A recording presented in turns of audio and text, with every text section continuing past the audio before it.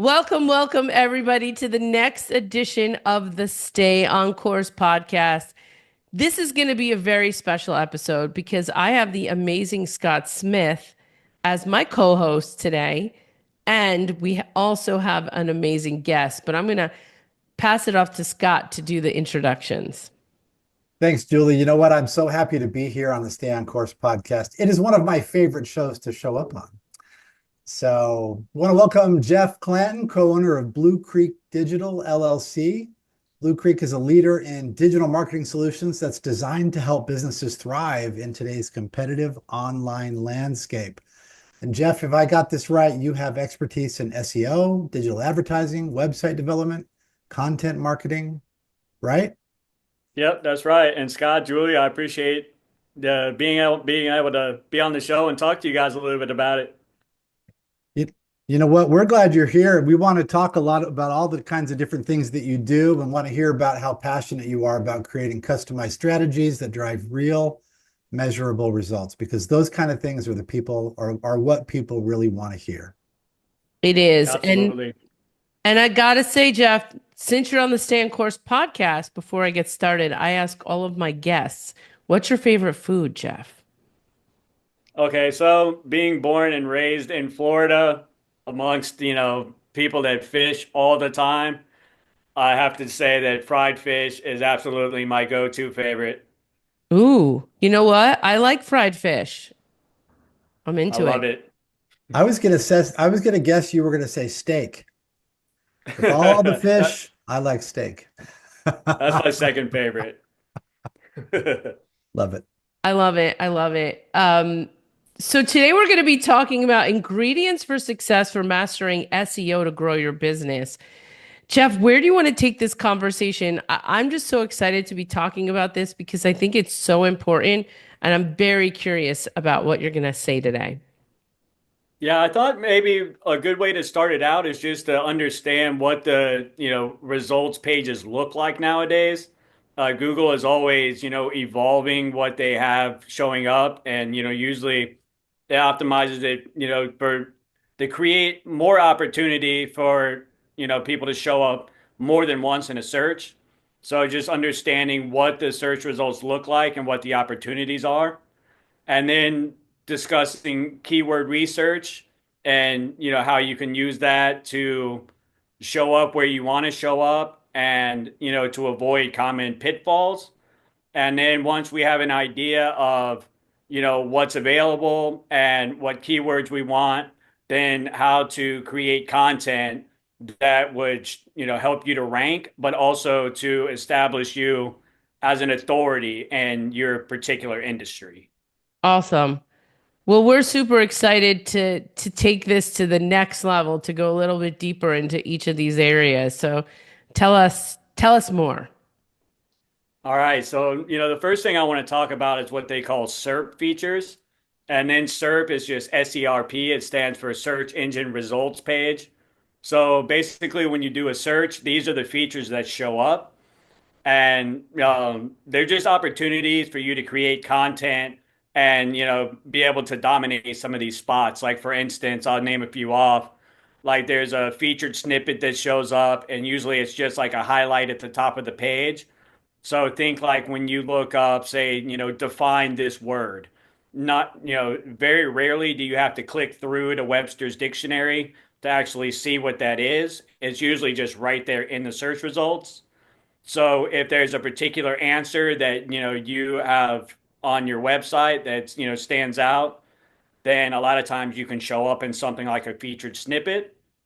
And then there's also, when you go down the page, you'll notice that there are drop downs, and those are what they call people also ask questions, which are related questions to whatever the search query might be. And then there's like FAQ snippets, which are a little bit different. They're frequently asked questions, and a lot of times those are also taken off people's websites and put into the search results. Then you also have different ones like the image pack, where say you create like a really good article and you have a really good infographic, something like that might show up in an image pack. And if you create any type of video, there's also video carousels, will show up. So if you have any type of instructional videos, those might come up in a video pack. And those are just a few. Of course, one very popular one is a local pack, where if Oh, you search for where you search for a local business, you'll get a pack. And the benefit of these is that you can show up your website, you can show up in the local pack, you can show up in FAQ snippets. So it's really an opportunity for you to have more real estate on a given on a given research result. okay. So you're talking like when, let's per se, we're Googling my name, Julie Riga.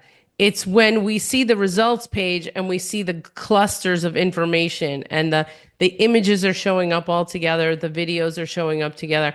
Let me ask you a question on that. And Scott, please ask some questions as well. Is the name of the actual JPEG file or the video file, is that critical? Like that my name is in the file name? Or how does that end up getting on that page? Yeah, the yeah. So there is what they call image optimization. So if you have an image on your website, there's ways to go in and optimize it to add what they call alt text, a description, things like that. And then also, if you're uploading something from your computer, a lot of times you can right click into it. I believe it's in properties, and you can find in there where it will have a name and alt text and description. And filling all that stuff out around keyword is definitely helps you to show up. Oh, did you know that, That's Scott? Because I so didn't I know that. no, I didn't, but it makes so much sense, Julie. Jeff, that's really valuable. I think everyone that hears that is going to get tremendous value from that because I don't think any of us really, unless we're in your world, I don't think any of us really understand. I honestly, because when I have put websites or images on my website, I see the alt text option, right? I didn't Mm. know it was for like image SEO, basically, for lack of my understanding of the terminology. I was thinking it was something that maybe for like an ADA purpose, so that somebody that is non-sighted can hear what that image is, if that makes any sense. Oh, it Wow. does. And actually, you're absolutely right with that. That is another benefit to the alt text is for, ADA compliance. And then also, just if say your website doesn't load the image, a lot of times the alt text will still be there to describe it. So that is, another thing. You're right about that, Interesting. Scott. Wow. That's interesting. This is interesting because I was just on a podcast recently, and Jeff, I Google myself all the time. I got to tell you, because I do it because I also use it as an example for my clients for them to understand the power of what that does. But I was on a podcast recently, and they've been doing some stuff for me, and I'm like, how am I coming up? And maybe Jeff, you can answer that question. How am I coming up so high in the search when they just, do a podcast for me? What are they putting me in? Are they hashtagging my name? Are they putting it as an image tag, an alt tag? Like, what is the best way for that thing to show up? Well, for that particular person, I would imagine that they tagged you in some way. Without looking at, I wouldn't know. But I mean, it's typical when you have guests on a podcast to reach out and to them to connect with them. Not only to give them recognition, but also that's a way to show your content to their audience. So in order for me to so if I tag you, now your audience sees that you were in it. So now I have your audience that might be able to view it because they like you. So you Yeah. have that. Yeah. So, I That makes mean, complete that sense. particular, yeah, so that particular video may be that way. But also, for you, Julie, I looked you up a little bit, when we first met, and you got a lot going on. So, there's good reason for Google to be showing you, you got a great website, you're doing really good things online. So, there's a lot of reason for them to show you in the results. Wow. Yeah, but she, Julie Riga, okay, try being Scott Smith, right? So Jeff, that's going to be your next big challenge. How do we make Scott Look, Smith the biggest thing on Google? we can do it, Scott. I believe in you, man. Oh my gosh. All right, tell us more. This is so interesting. We're already learning so much from you, Jeff. Tell us more. I want to, can we get, are we ready to get into the next part is, you know, oh, okay. Well, I have some questions, but let's go to the next part of where you're taking us today, Jeff, and then I can ask you. Okay, so knowing what the SERP features are, I mean, there are additional ones, but not to, get too in depth of every single one of them. Once we have an idea of what the search looks like and what's capable, it's like, how do you show up in that search? So that's when you want to start getting into keyword research. And I think one thing when it comes to keyword research that a lot of people miss that Google finds very valuable nowadays is search intent.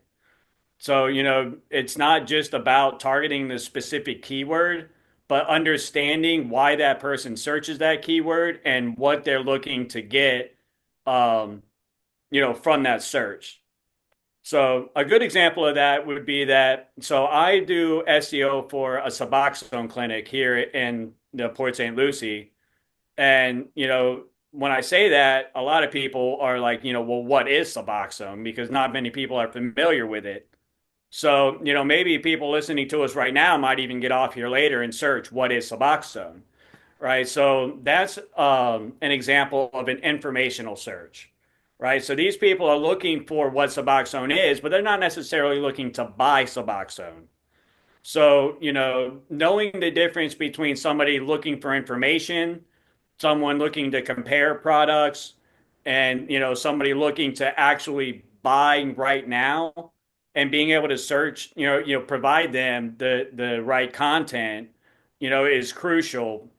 And one of the reasons that it's really crucial is say, I search what is Suboxone and I wind up on a page, that's really just selling Suboxone, then the first thing I do is leave because that's not what I'm looking for.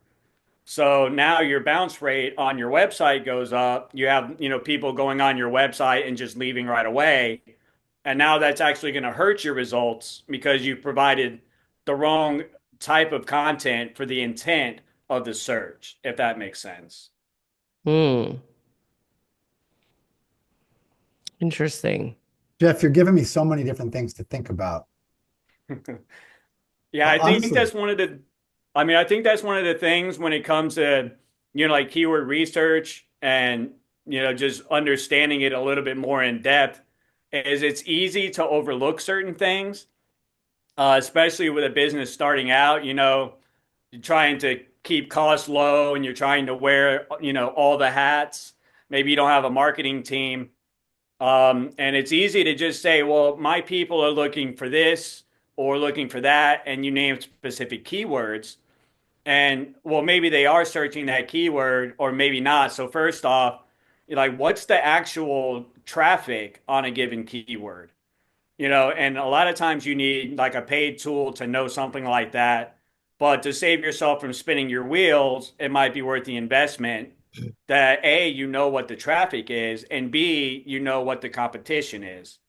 And what I mean by that is like, you wouldn't want to be a shoe store that's, trying to compete against Nike for running shoes. So you might say, okay, I don't want to say, running shoes. Maybe I can find a keyword that's less competitive, but still has decent traffic. Hmm. So where are we looking for those keywords? What's the best way to find them that are associated with our business? So there are a few paid tools that you can use. Some of them being SE ranking, SEMrush, which is SEMrush. There's another one, Ahrefs. So those are some paid ones that you can go on and put keywords in. And a lot of times, another thing you can do with those tools is put your competitors in there, and it will show what your competitors are also targeting, which is Mhm. good to not only see what they're going after, but what they're not going after. So you might find opportunities in there. But, Wow. yeah, but if you're on a budget, I mean, there are things that you can do outside of that. Like, for instance, have you ever seen where you go on to Google and you start to do a search and it will just populate with all these different variations of what you might be looking for? Mm-hmm. So, that's a good way to do some brainstorming.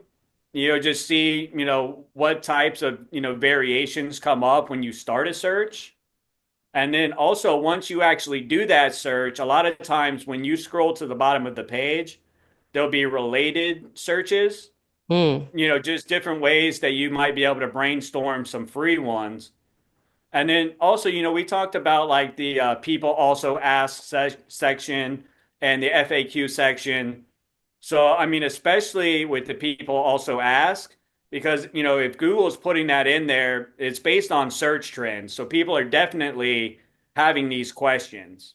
So to go through and look what people are asking, creating content around that, is a really good way for you to start answering, questions, which is not a transactional intent, but it starts to build that authority that you know what you're talking about. And when they are ready to buy, they're more familiar with your brand. They know that you know what you're talking about, So just different ways that you might be able to go through a search and find some keywords on your own that won't cost you any money. Interesting. Okay. Now, I think there's tremendous value in that. If you can find the keywords that really are relevant to you and to what you're doing, and you can get those where they need to be. But so many people aren't going to know, one, how to do that, where they go. And isn't that just one reason why they should come to you and Blue Creek Digital? Absolutely. I mean, I think one of the things in doing something like this is just, say for instance, you use the, related searches and you target something and you go after it and it gets 0 to 10 searches a month and you have no idea. So now I'm ranking for this keyword, the calls aren't coming in, well, because nobody's even looking for it. So having the right tool, I think that's one of the things is that when you find a professional, they already have the tools needed to really do the proper research, Right. audit what you have going on, get a strategy in place, do competitor research and like really have a good solid strategy as opposed to just, well, this month maybe I'll talk about this, but rather have a content strategy built out on, this is my main keyword and how am I going to structure my content in order to be the authority on this particular topic. And then doing what we call a hub and spoke model, which is, all right, so this is my main topic. This is what I want to talk about. You talk about it in depth. And then anything niched down from that, then you spoke out to additional content. So, like one example of that might be, for me as a company, I might write something about internet marketing and just this full out, understanding of internet marketing. That might spoke out into analytics, email marketing, and SEO. So the main hub spokes out to all these more in depth topics, more niche down topics, and all the spokes point back to the main hub. Mm. So all that to say, like really understanding and attacking it with a strategy instead of just every month, maybe I'll go after this keyword, or maybe, every month searching Google to try to find a keyword, but rather using the tools to know the traffic, know the competition, really have a strategy ahead of the game. Interesting. Awesome.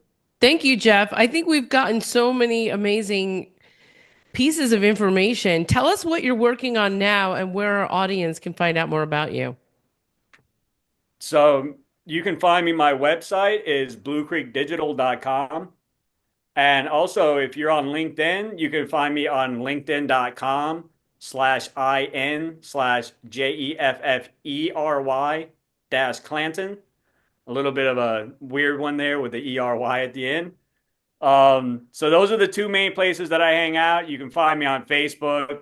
My business one there is /Blue Creek Digital.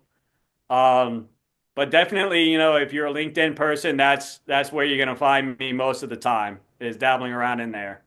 Amazing. Thank you so much for being a guest on the Stay on Course podcast. Any last final thoughts, Scott Smith? You know what? So I don't usually Google things while I'm doing a podcast, but you had me looking stuff up while you were talking. I could talk about this for 3 hours, Jeff. So, I think you and I are going to have a follow-up discussion. And I just sent you a connection on LinkedIn, connection request. Nice. So thank you Awesome. for the tremendous value, Julie. I think that the audience is going to get a lot from this one. Amazing. Thanks, Jeff, for being a guest on the Stay on Course podcast. Thank you.